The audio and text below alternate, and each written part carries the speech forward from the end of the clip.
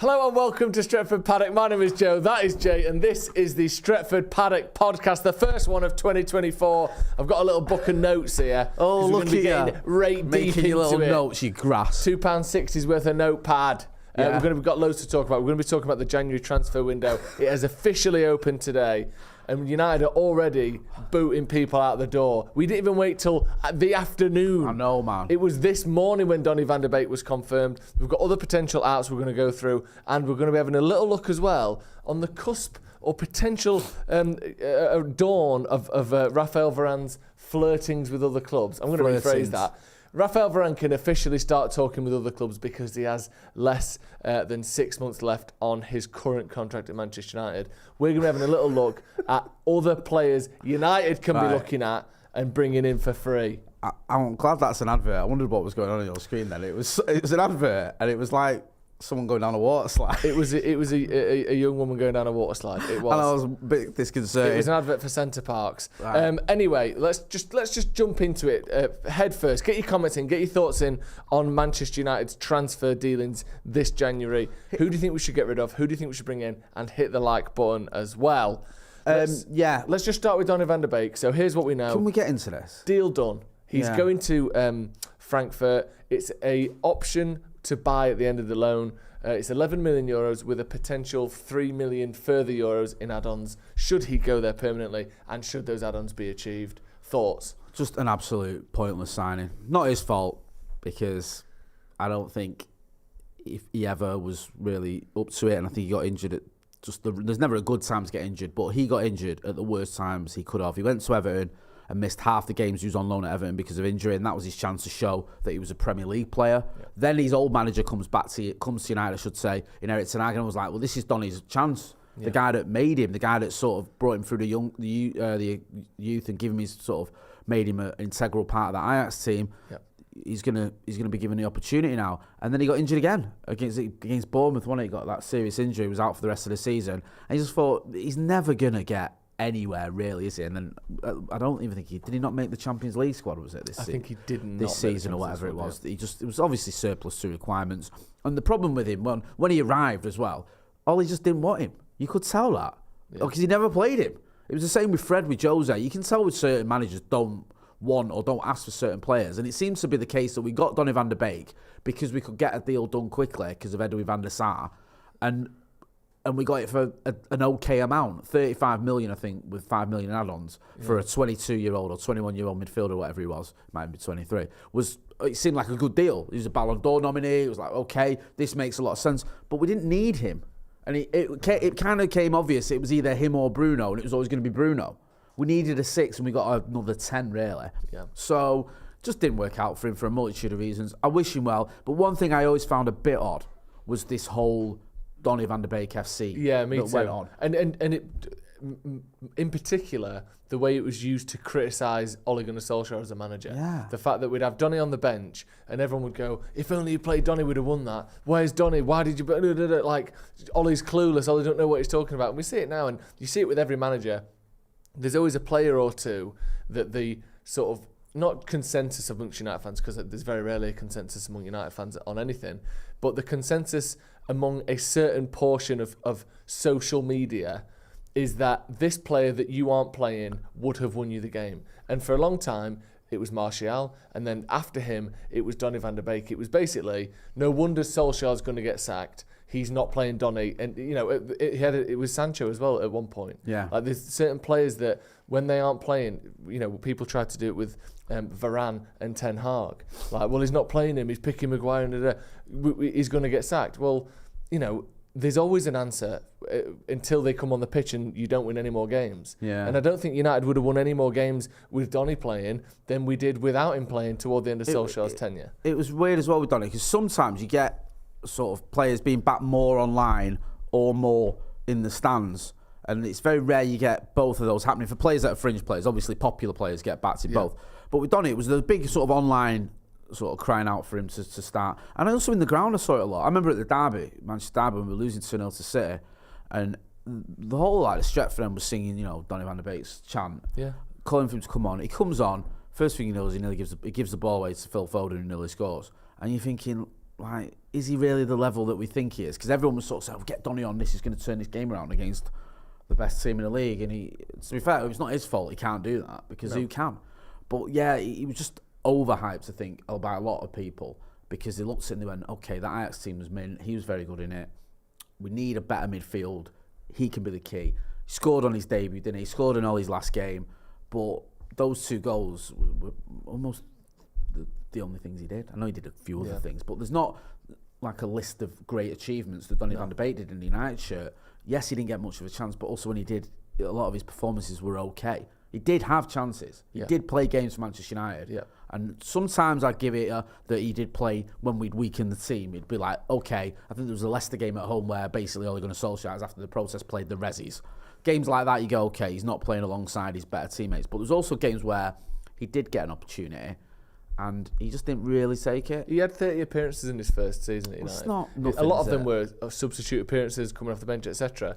But do you think it would have taken Bruno Fernandes 30 substitute appearances to look like a player that needs a go at starting?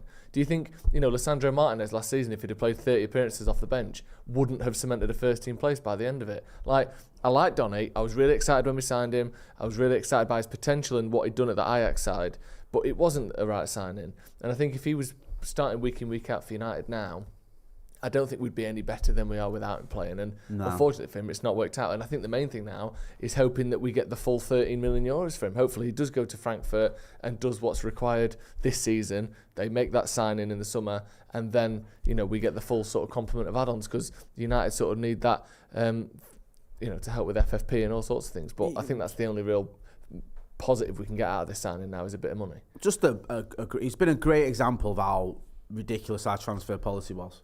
Yeah. In that summer, when I think we just finished, did we finish second when Donny came in, or did we finish third? I think we finished third. And then we brought in. Yeah, in that summer, when you think, right, we need to push on now, we need to bring in the right players for the manager. And yeah, you're right, it was, wasn't it? Because the next summer was the Ronaldo summer.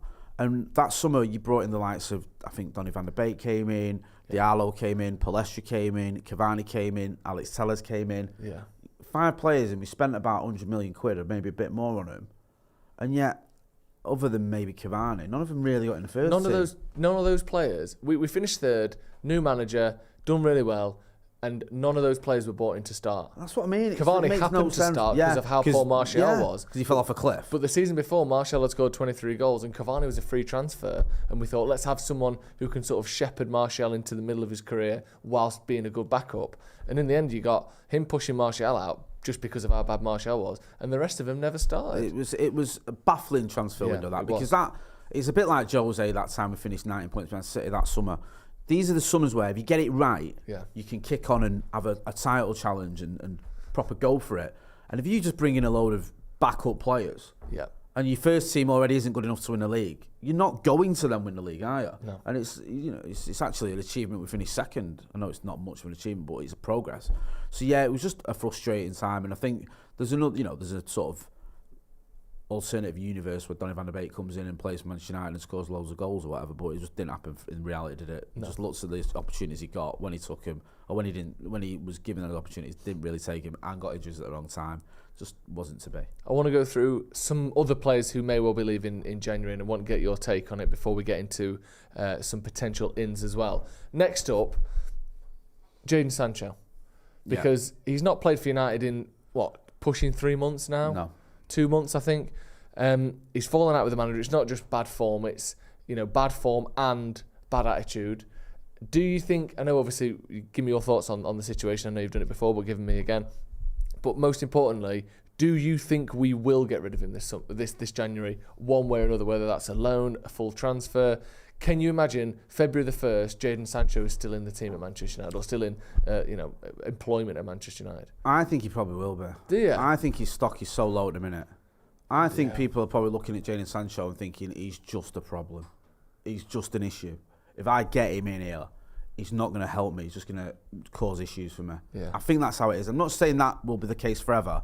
And I think in the summer, it's going to be more of a case where you go, look, right, this isn't it now. Summer, we need to move you on, or you need to buckle down and get back in the team. I don't really think he's going to get back in the team, but I think in the summer it'll be a case of, right, okay, if you're not getting back in the team, which I don't think you will, you've got to go. Yeah. You've got to move on. I think in January there might still be that thing where you go, okay, we can't get a permanent deal for you. No one's really coming in for you. We're not going to get the money we want. You don't really want to move. I don't think he's that fussed about going right away.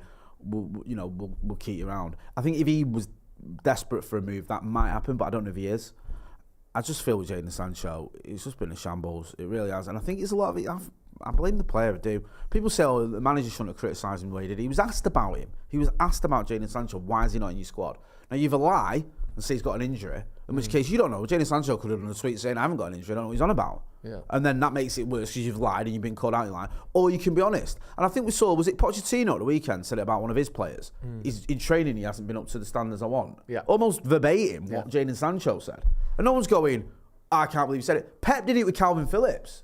Pep more or less called Calvin Phillips a fatty. Said he's been eating too much, he's just putting too much weight. And I'm not saying you should go down that route, but Pep's called out players before and other managers have done it and it's not an issue. When Eric Ten Hag did it with Jadon Sancho, I was pretty honest and just said, look, in training, he's not reached the levels I wanted for him. And Jadon Sancho responded in the way he did. A lot of people thought that was okay. I didn't. I thought you didn't need to do that. And then to tweet it and then delete it 4 days later but not apologise, is neither here nor there. It's just nonsensical. Yeah. So I just think Jadon Sancho, it's sad to see because I was really excited when he arrived from Dortmund. I don't think we've ever seen anywhere near that player. I'd be surprised if he goes in January. I would. I might be wrong. And I think there's a case in maybe he should go in January because he's pretty much useless to us at the minute.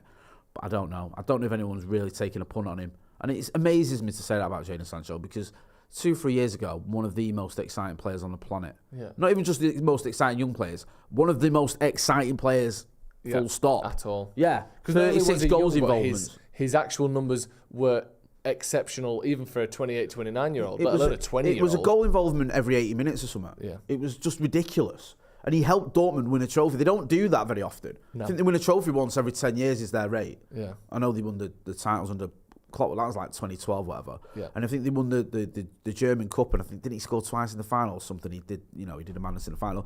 Pushed them over the line in the Champions League when it looked like they weren't going to get to the Champions League places. Yeah. Just did an absolute madness. Comes to United, doesn't really show us anything like that. Sad to see.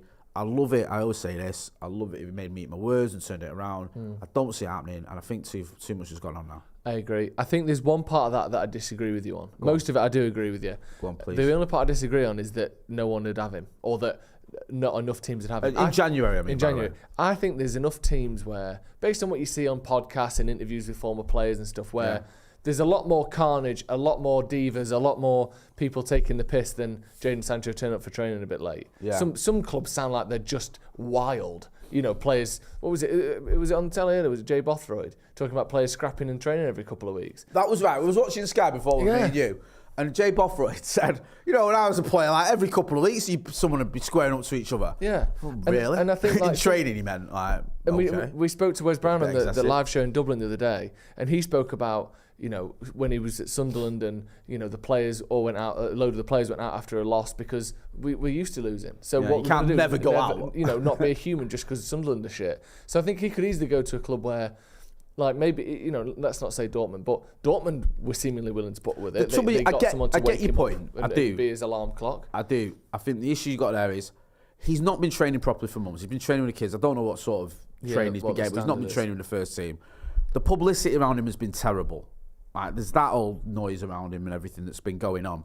I don't know what would happen wages-wise. I think United have to pay a bulk of his wages because of how much he's on a week. Yeah. So there's just that issue. I get what you're saying because he is such a talent, but I just feel like a lot of clubs as well in the middle of the season think, am I going to give myself more of a headache by bringing him in? Mid-season is the big complicator. That's my only issue. I think in the summer, everything you said, I agree with. Yeah. Let's move on. I just feel in Jan it might be different. Sorry. Let's move on to the next one. Anthony Martial is another one. And again, people mentioned in the comments, Teeman with a super chat says, I don't know another squad that has 5 different managers, players in it. This club sells the wrong players for pennies. Hope Ratcliffe changes this. I think you look outside the top 5 or 6 or 3 or 4, wherever United were last season, then there is more of that because there's a higher rotation of managers, players sticking around for longer because the standards are a bit lower. But I think when you look at the top teams, there is very little of that. People like Martial and Luke Shaw. Martial in particular, I think Luke Shaw's proven himself to have some worth. Martial is a Louis van Gaal signing. That was Van Gaal Jose, Ole. I'm going to include Rangnick because he was here for 6 months. You're not including Carrick? I'm not including Carrick. It was 3 games. Whatever, I think it was 3 games. And Ten Hag. That is 5 managers signings of managers who've been here for 2 or 3 months or above.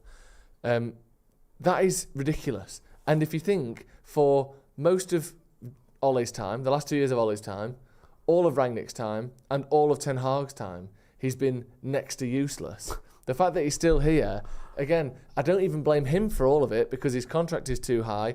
He's injury prone, which isn't his fault. I know it comes from him, but it's not his fault. So it's made it difficult to offload him. But more importantly, United giving him the deal they did, and our inability to buy players who are better than him, is a disgrace. Yeah. Like, I know we got Vegas, and I know it was him and Martial, so you couldn't get rid of Martial then because it would have been just Vegas. But this summer, you've got a problem. Vegas isn't good enough, and neither is Martial. So you've got to get 2 strikers because you can't just have one who's shit because you've got to have someone. I know that I get a bit tired of the whole, we're Man United, we should be a world-class player in every position because we never did that anyway. And also, we did occasionally, but it was rare. And also, we aren't the Man United of 2008 anymore. And you have to accept, to a certain extent, where we are in order to kind of rethink things and rebuild things. But at the same time, United is still in a stature where we shouldn't be having Martial still here. He's not put in a good season for Man United in 3.5 years. That's terrible. No, I agree. Going into, July or the start of August, before we signed Hojlund, which was toward the end of the window, he was the only striker at the club. That is incredible, isn't it? It's like you were saying, you made a great point, me and you were chatting upstairs before, and there's people like moaning that Rashford was leading the line or was number 9 at the weekend. Why is Rashford number 9? He's not good enough. And you say, okay, Martial's injured, Hojlund's out. Or who should it be then if nobody's available? Anyone but Rashford. Well, not who though? Yeah, exactly. You're gonna have to play a midfielder as a striker if you don't play Rashford, because you'd have to play McTominay or Bruno as a striker, which, regardless of what you think of Marcus Rashford, that is even more ridiculous. Yeah. Having a club like Manchester United having no strikers. So I'm with you, and I kept saying in the summer we need to buy 2 strikers, and you and Steve and Macca, you all said the same thing. You all pretty much agreed, but said we won't, and you were right. We didn't. No. In an ideal world, we would have gone out and would have got Harry Kane and Rasmus Hojlund, because that's what a proper club should have done. Or if you can't do that, you go out and you get Rasmus Hojlund and you buy, I don't know, another sort of striker who can do a job for you in the Premier League. Yeah, let's say someone who's got 10 league goals in a season within the last 3 years. Do you know what I mean? Someone who's got a bit of pedigree, even if it's at a lesser league. Yeah. Someone who's got, 15 league goals. If we'd have gone at Fulham, for example, and I know you end up going, you got Saudi and got Mitrovic or someone like that, or you'd have gone, I don't know, it's probably not Tony because he's out and you needed someone who can come in straight away. But there's players out there who can do a job in the Premier League. Yeah. You know what I mean? You've seen Solanke now, what he's doing at Bournemouth. Someone like that who's got a bit of pedigree, you think actually he can probably, you can rotate him, you can bring him in. We're just to only be reliant on Anthony Martial and Rasmus Hojlund. Yeah. It's been criminal. And also, I know there's a note there as well. There's a weird one with Martial, because you mentioned it the other day. He's had this illness for a few weeks, which is a little bit... If that's anyone else, you wouldn't think nothing of it, but it's just illness. What is this illness? What's the nature of it? Why has he just not been available for a few weeks? And if it's not an illness and it's form or it's attitude or it's been a falling out or whatever, then that's ridiculous. And if it is an illness, genuinely, that's really worrying, because there aren't many illnesses that stop you playing football for 3 weeks that aren't pretty serious. Yeah. So hopefully he's either okay or, maybe he's on the way out. If it's, we sort of bide in time to get to January and kind of covering up whatever the real reason is. But hopefully it's not an illness, because you don't want him to be ill for 3 weeks. That's a long time to not be able to play football. Let's move on to the next one. And before that, actually, I want to talk a little bit about United's sort of policy this window. And Dave Brailsford, and I watched an interview with him, or a couple of bits of an interview with him, and he was talking about how he likes to get to the sort of motivating factors of people. So it won't just be the players. I know he's not necessarily going to be sat in there with each player. But if he comes in as the sort of part of the new deal, and he has come in as part of that new deal, he looks at what is it that makes you want to do what you want to do? Is it your love of success? Is it that feeling when you win? Is it the fear of losing? Is it, proving people wrong, proving your parents wrong, proving a teacher or a boss or whatever? Like, a lot of people have a lot of different motivating factors.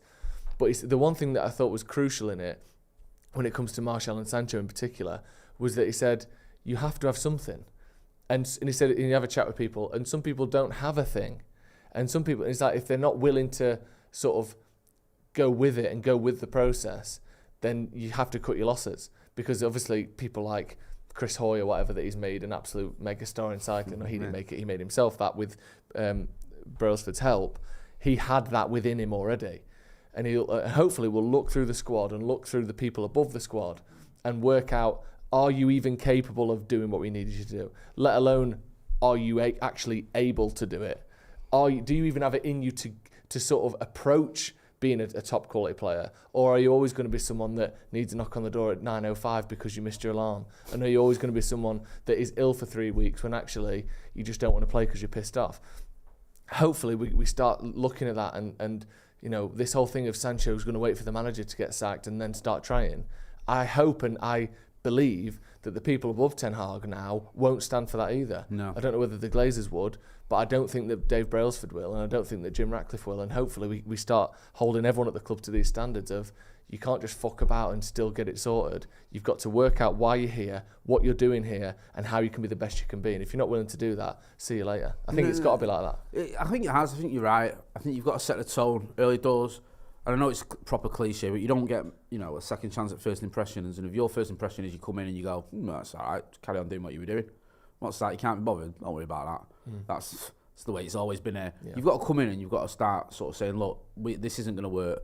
You have to reach these standards. If you've not got the desire and the sort of the drive and the determination to be the best at Manchester United. I always tell the story that Chalky told me, that when Fergie, he said, was obsessed with Liverpool when he arrived at United. It was all about knocking Liverpool off the perch, off the scouts, off their perch, beating Liverpool, just being they were the best team and they were the most successful team in the league. And you have to keep, that is the sort of, we want to be better than them. And he used to say, when we lost against Liverpool, he was uncontrollable almost. And Chalky said he went in there once when he was coaching, he was doing his coaching badges. So this is probably like early noughties or whatever. Goes in at Carrington, can't find anyone. No one at reception, no one in the canteen, couldn't find anyone in the training pitches, couldn't find anyone in the office. It's like, where is everyone? He can hear a voice in the background or in the distance. Walks down to wherever it is, the canteen or some room, and Fergie's got all the staff in because we just lost to Liverpool, and he's giving it them all. And he's saying that the reason we lost on the weekend is symptomatic of what is wrong with his football club. You all need to pull your socks up. And he's like collectively having a go at everyone, not just the players. It's like, look, the mentality is we're better than them, we beat them, and if we don't, every single person needs to take a look at themselves. And maybe you need a bit of that now, because it does feel like there's a general sort of feeling of apathy at United. I'm not having a dig at all the staff at United, I'm sure they do a good job or whatever, but we're so used to not winning anymore. We're so used to not being the best. We're so used to sulking while City win everything and the Scouts is challenged for everything, that it's probably going to just naturally become ingrained in you. Yeah. That you're like, oh, tell you what, we finished third this season, that was good. As a fan, we've done it. Yeah. We won the Carabao Cup and finished third. That lot down the road, albeit with 115 charges hanging over their heads, just won a treble. Yeah. I mean, we need to get into that mindset where finishing third and winning the Carabao Cup is a massive disappointment. Under Fergie, that would have been, I'm having a clear out in the summer. Yeah. And I'm getting rid of half my squad and bringing in a load of new ones because this is just unacceptable. It would have been like he did in, was it 2003 when we won the title?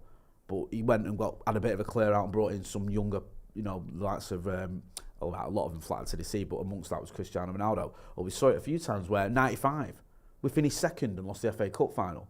He got rid of 3 of his best players and brought in all these youngsters. Everyone thinks Fergie's lost the plot, but he knew what he needed to do and he did that. And I think maybe that's what Brailsford's got to do now, is sort of set the tone and go, look, we are here to be the very best, not to be third or fourth or get to a final, but to win the major trophies. Yeah. And that's got to be the mentality of everyone at the football club. Yeah, definitely. Just a couple of quick ones before we get on to who United can start approaching and bringing in over January.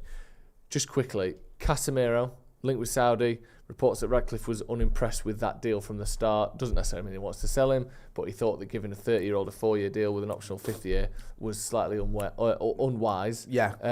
Do you think he'll go? Do you want him to go? No and no. Okay. And finally, Raphael Varane. He, like we said at the start, he is now able from today to speak to other clubs about a potential summer transfer. His contract runs out in 6 months. United have declined the optional further year, not because they want to get rid of him necessarily, but because it would mean him staying on his current wages of somewhere in the region of £340,000. The reports are we're going to negotiate with him to hopefully extend his deal, but on reduced wages. Do you want him to go? Do you think he'll go this January? No, not in January. Do you think Absolutely he'll go not. in the summer? Any player that's currently playing for United should not be going anywhere in January. Maybe even when you say currently playing, you mean actually playing games, not... Yeah. It was playing... Varane's played, the last 3 games, whatever, and has played a lot at the beginning of the season. We can't afford to weaken this squad any further. No. Do you know what I mean? Like, if everyone is fit, there's a good chance Varane gets in the team. I know he's been in and out, but I think if he's fully fit and Martinez is fit, they're probably centre-back pairing. Yeah. Losing him in January, for me, would be insane. You're just weakening yourself. Yeah. And I don't see us... If you go, we'll get rid of Varane and we'll bring in Todibo, just to pull a name we've been linked with. Well, he's not coming in January. Do you know what I mean? Not unless Ratcliffe does a madness with Nice. So I just think letting him go in January would be a huge error. Yeah, I completely agree. We've got a couple of super chats. Tiesco Santa Clara says, Happy New Year, lads, Happy New Year. Excuse me. Why is it always #don't buy the Sun? Jay says it every time. I'll tell you why. I don't know. In 1989, there was the Hillsborough tragedy where 96 at the time went up to 97. Liverpool fans lost their lives. The Sun ran a headline on the front page saying the truth, which was anything but. And they told a lot of lies about Liverpool fans that day, that they were robbing their own fans, they were urinating on themselves, they were attacking police officers, they were doing all these things that they hadn't done and they didn't do. The Sun ran that headline. Now listen, I don't care whether you're a United fan or Liverpool fan, whatever. Demonising football fans who've just been through a tragedy is not okay. And that newspaper did that, didn't really apologise. I think it was Kelvin McKenzie was the editor. The Sun has just always been trash anyway. Even if you put that to the side, some of the stories they've ran, the way they've treated people has been disgusting. But that in particular, I just think as a football fan, you go, I'm not going to have that. I don't care if it's one of my rivals. I'm not having that. That's not okay. So that is why I always say, #don't buy the Sun. Well said. Annoyed User 1 says, we know it'll take years to get back to the very top level. Whether or not Ten Hag stays, at some point we need to give a manager those years to carry out a cultural reset. Happy New Year, guys. And Abhinav Verma with a super chat as well, thank you very much, says, Atalanta would have been happy for 50 million for Rasmus. Why are we so charitable to clubs doing charity in the wrong places? I think at the start of the window they would. Obviously by the end, they didn't say, can we have 50 million, please? And we went, we'll give you 70. No. I think if we'd have gone to him in May or April or March, because you don't have to start the first day of the window, because let's be honest, a lot of clubs chat behind closed doors all the time, then we maybe could have got that deal done for 50. We backed ourselves into a corner with Hojlund, didn't we? Yeah. Where we sort of went, well, we're not really going for Kane. Who else is there? Yeah. Probably no one. Who else have we got on our list? Just Hojlund. And Atalanta saw that and thought, United are desperate for him. Yeah. And because we could have just gone, right, do you know what, sack it, we'll walk away and we'll go and get someone else. But who were we even linked with? I can't think of any other strikers. And we covered lots of transfer stories, but there wasn't anything concrete where you go, oh, well, United are in for him. No. There was no one. Like, no. I'm struggling to think of anyone that we were sort of linked with. I might be forgetting, but I think it was either Hojlund and a little bit of Kane, and then Kane one became blindly obvious that wasn't going to happen. Yeah. So yeah, I think it was just poor from United as usual. Next up, then, I want to look at obviously Varane potentially having chats with other clubs, can already agree a move for the summer because of the Bosman rule, I believe. Yeah. Who can United buy? Who can United get into? So what I've got, and you don't know the list here. Okay. I've got a list of players whose contracts are expiring at the end of the year, which means United could now, if they want to, negotiate and either agree a cut price deal for January or agree a free transfer in the summer. And I'm gonna bring these names to you, a little bit about the player. Okay. And I want your thoughts on them. I'm feeling this. First up, Thomas Soucek. 28 years old, and I know you're thinking, West Ham, he's a limited player, but he's a defensive midfielder who United could get for free. We don't know whether Casemiro will be here next season. We don't know what his injury record is going to be like as he gets into his 30s. He's already missed a lot of games for United for different reasons, and it's a position United are very thin in. Would you have a little tickle on Thomas Soucek, or do you think he's just the quality isn't there? I think the quality is not quite there. I quite like Soucek, you know. When I watch West Ham, when you've got a... Wait. News just in. Go on. He signed a new deal at West Ham. Let's move on. Right. Next up. There you go. Rabiot. 28 years old, midfielder. He'd been linked with him before. Just signed a new extension at Juventus, but it was only a 1-year extension. He's now free to move in the summer. What are you saying? On a free. Manager likes him. Manager wants him. That's not always a good thing with this manager, but why not? On a free. Yeah. This whole thing about he's got a bad attitude and he's always involved in stuff and his mum's his agent. That doesn't matter. No. Why is that any better than someone else? Agent. Yeah, someone else being his agent. No. Is that why I always have to ring your mum when I want to see why you're not coming to work? No, she just says, make him ring me. Hello, Mrs. Smith. Is Joe coming in today? No. Forget about that. What have you been up to? Also, just worth pointing out, Inter are currently 2 points off the top.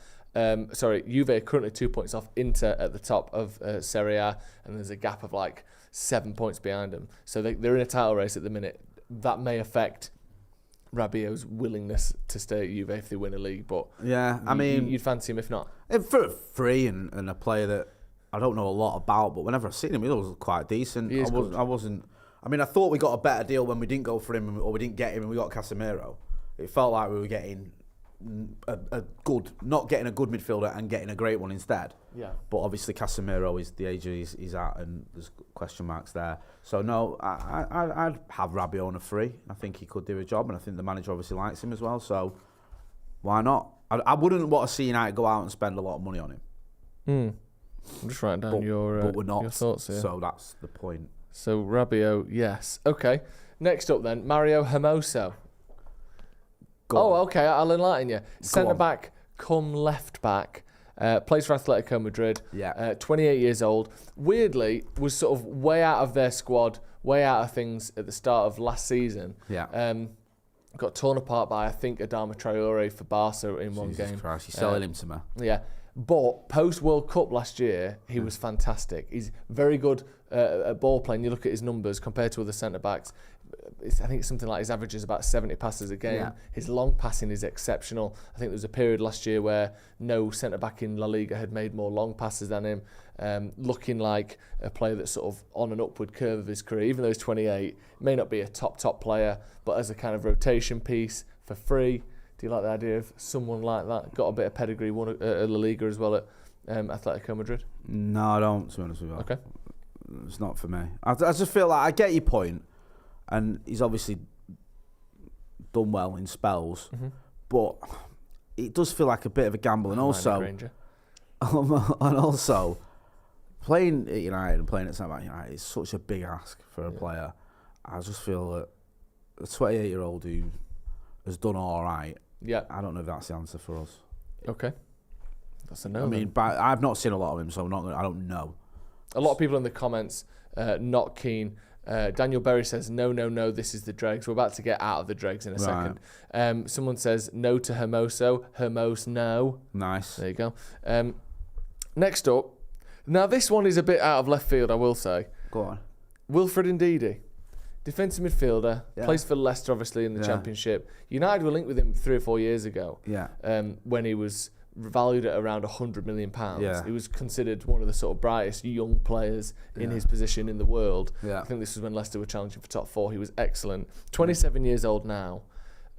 He's kind of in and out of the team weirdly. Yeah. So obviously the career hasn't gone the way that people thought it would. But could it be a sort of James Maddison, sort of Tielemans at Villa type situation where again we get a player in a position we want, that defensive midfield area. He's free. He's probably going to be on very sort of small wages compared to a lot of our players, and he does have some Premier League pedigree.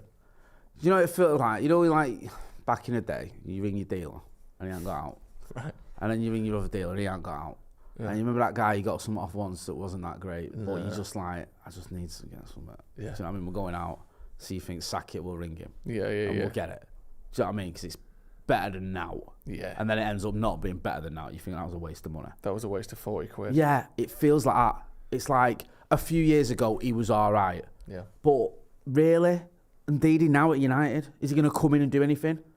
I'm not Scott McTominay's biggest fan, certainly not as a defensive midfielder. I'd rather play him there. And I don't think he does anything there. but at least I know he's, done something for United. Yeah. I think you bring Wilfred Ndidi in, and you may as well just not bother. But putting out, you may as well. I just think that's just a waste. No. Bro in the comments, but his actual name. That's not me saying bro in the comments. Bro in the comments says Indidi is like 80. Please no, he's 27. He's the youngest person. That worries me so though. Far. That worries me because it's like, all right, you're 27. You're in Leicester's team. All the other players that were of a similar age as you were good have gone from Leicester. You're still there. Why? Why are you still there? Do you know what I mean? Tillmans went to Villa. Maddison went to Spurs. I know, like the others were quite old, and the others, even Evans, I know he left, but we had him. Do you know what I mean? He come to United. What's happening with my man? Fofana went to Chelsea, didn't he? I know that was during the season that they were relegated, but with Ndidi, 3 or 4 years ago, he was a hot property, but he's had a bad 3 or 4 years. You basically signed Anthony Martial. You're buying someone who 3 years ago had the good stuff, and now he's got nouts. Yeah, okay. Not a fan of Indidi. Finally then, just want to get your thoughts on this one. Free transfer end of the season. Go on. Kylian Mbappe. Free. The French lad? French fella. That plays for PSG? Yeah. That's the one. I think I've seen him in a World Cup final. Yeah. But he lost the loser. Yeah, he lost. So he must have played shit. Busy, yeah. Indidi is on a free transfer at the end of the year. Sorry, Indidi is. And as is Mbappe. One extreme to the other, isn't it? Someone is probably going to get Kylian Mbappe for free this summer. Do you want it to be Manchester United? Of course I want it to be Manchester United. Do you? Of course I do. Okay. I want it. Like, let's have it right. To quote Stephen Howson, if we got Kylian Mbappe, I know he says it about other reasons, but it's a sausage roll pie. It's like, you're having a party if we got Kylian Mbappe. Yeah. That breaks the internet. That breaks us. We're just like, that's one of the signings where you probably just go down to Old Trafford to celebrate. Like, oh my God, we've got Kylian Mbappe. That'd be like bigger than when Ronaldo came back. Because you're buying someone who's not even in the prime yet and he's arguably the best attacker in the world. Yeah. Like, that would be, I know that you probably, people go, Ireland, but he's in the conversation. He's in the conversation. Of course he's in the conversation. The 5th most goals this year, so he's not doing bad. He is. So that would be phenomenal if we got him. But I don't see it happening. I'll tell you why. Go on. A, his wages. Yeah. 2, his signing on fee. And D, his wages. Right. I think he's on. Ratcliffe ain't gonna give someone $850k a week, which is what he'd want. Yeah, he would. Him on a free, his starting negotiation will be, I want to be the best paid player in the world because you're getting me for now other than me signing on fee. You're not paying a transfer fee for me, and I am mint, and I've got a good 5 years left in me. Yeah. So I want more or less almost $1 million a week. Maybe after tax it's 850k, whatever. Yeah. Or $1 million before tax, sorry. And he'll get it somewhere. Yeah. But he won't get it at United. You don't come in all guns blazing as Sir Jim Ratcliffe and go, this transfer policy, this wage structure, this, that and the other is all nonsense, and then go, oh, by the way, we're going to bring in a player on £1 million a week. No. It's not going to happen. I mean, I'd love it if we got Mbappe. We ain't getting him.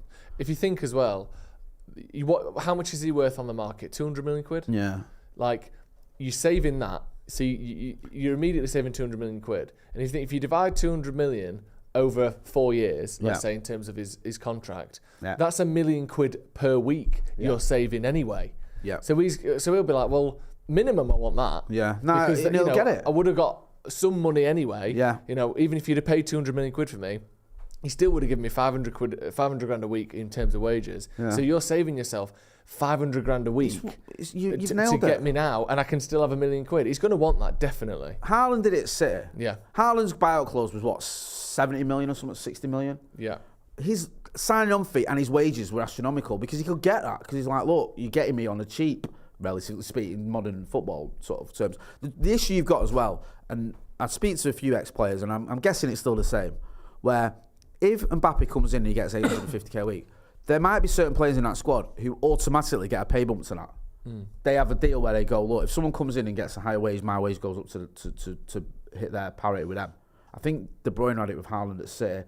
I think in the past we've had players that have had it. So I don't know for definite. Roy Keane had that, didn't he? Yeah. So you might have a situation where it comes in and then all of a sudden Rashford and 1 or 2 others, they get a pay rise because it's not like they've got a deal where it's like, if you sign someone who gets more money than I get, I'm joint highest paid player at the club. Yeah. Do you know what I mean? I'm not 100% positive, but it does happen. It does. So if that happens, then you're going to be having to pay other players similar wages or whatever. Yeah. Or any other player you sign after that is going to go, what's that? Mbappe's on 850k a week. I'll tell you what, I just want 600k a week. I'm not going to be greedy like him. Yeah.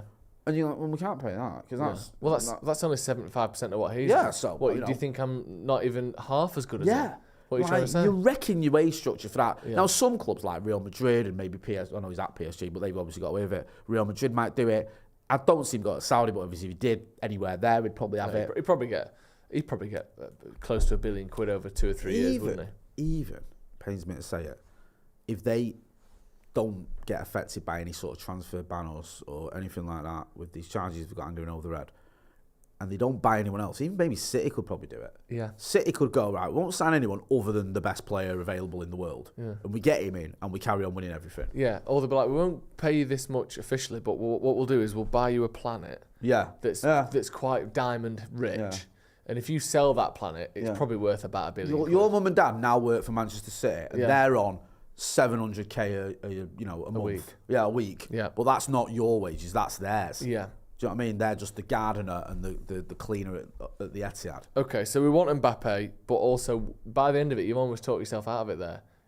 Do you want him? It's not desire. I'm not talking about I want him, but we won't get him. Okay. It's just not going to happen. Personally, I don't want him for all the reasons you just mentioned. Yeah. I think that he's the final piece of a jigsaw, not half of a jigsaw by himself. And we're too far away. We've only got half of a jigsaw. Yeah. You can't just get him in and win the league. You know, maybe Liverpool can do that. Maybe Arsenal, I know they don't have the money, but maybe they're one correct piece away. City are obviously a correct piece away from back-to-back trebles, let alone winning the league.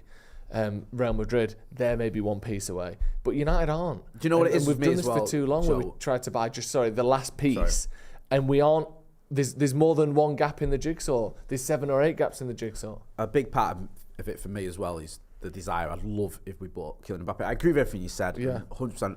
But he's the type of player that my kids would be mithering me for tickets every week. True. I would not have to drag them to Old Trafford, which is what I have to do sometimes. United become a... Yeah. They would be like, Daddy, can we go to Old Trafford this week? And sometimes they're like, oh yeah. And sometimes they're like, oh, do we have to? Do you know what I mean? Right. He's that type of player where he'd be like, oh my God, we're going to go and watch Mbappe. Yeah, I'm having a bit of that. So, selfish reasons, but you're right and I'm wrong. I don't often say that. I mean, like you said, if we sign Kylian Mbappe, don't get me wrong, I'll be jumping around the studio. You're a football fan. I just don't think it will happen, first of all, and I think I can see a scenario that I think is 50-50 at worst, where it actually crushes any hope we have of an immediate kind of comeback. Do you know what it'll be as well? It'll be the Kane thing, where the club don't think we'll get him.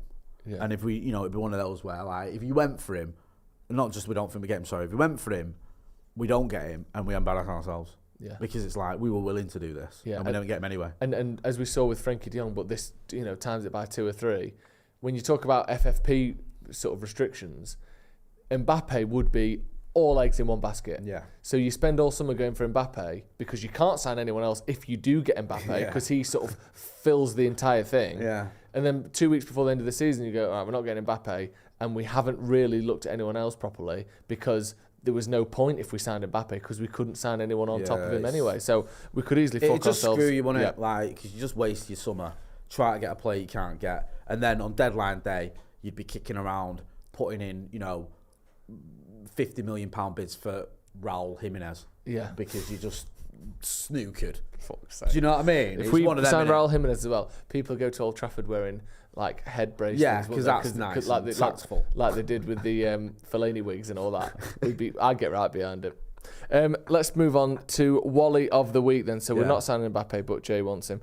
Wally of the week. This is where every single week we look at someone who's just been a effing Wally. Do you know what I mean? Someone who just, what are you doing, mate? What is the point in all this? Yeah. Who is it for you this week? Have you got any? I'm trying to think who's been me Wally of the week. Who have I been tweeting about? Arsenal for me. Oh, right, okay. Sick of it. Go on. Pretending to be title challengers every year. Yeah. Last season was such a woeful ending to the season, wasn't it? Yeah. City winning everything, us losing the FA Cup final to him, Arsenal pretending to stop him, and in the end just going, there you go, lads. Yeah. We don't even care. This year, they've given up halfway through the season. Bought some players that weren't good enough. But it's this thing of Arteta screaming, losing his head every single week. We speak about it occasionally, but like, the team reflects his nervous, kind of aggressive, over-the-top emotional energy. And when you watch them play, they're all just losing their heads all the time. Yeah. Everyone just, it's always coming down to the last second and everyone's freaking out. You just think, shut up. You were meant to stop Liverpool winning the 20th title. You were meant to stop City winning 4 in a row. And yes, could United have done more to do either of those things? Probably. But we hadn't. So now I'm looking at who's next up, and it was Arsenal. And yes, there's still a chance they win the league, but at the minute they look like they're going to be scrapping for top 4 with us rather than scrapping for the title. So I'm a bit pissed off with them, actually. Yeah. And I said this about a month ago. You can't win the league by winning every game in the last minute. And Arsenal were trying to do that. Like, these are the results of champions, you know, coming from behind, waiting until the very end. Yeah, they're the results of champions when you do 3 or 4 a season. Yeah. Not when you're trying to do 25 a season. Every single game they were 1-1 going into the 90th minute. Like, this isn't sustainable. And as we're seeing now, it isn't sustainable. So Arsenal, for being overly emotional, getting carried away with themselves, signing Kai Havertz and absolutely bottling it halfway through the season. Piss off. I love that. That's elite. Do you know what? Do you know what it is, right? It's everyone, and forgive me if you're one of these people, because I don't mind a dad joke. I'm quite partial to him. But everyone who was tweeting, United are unbeaten in 2024. Right. Like, everyone was tweeting that like last night and that, and he's just like, after midnight, you're like, right. I get it. It's funny and that, but come on. I know. Shut up. I know.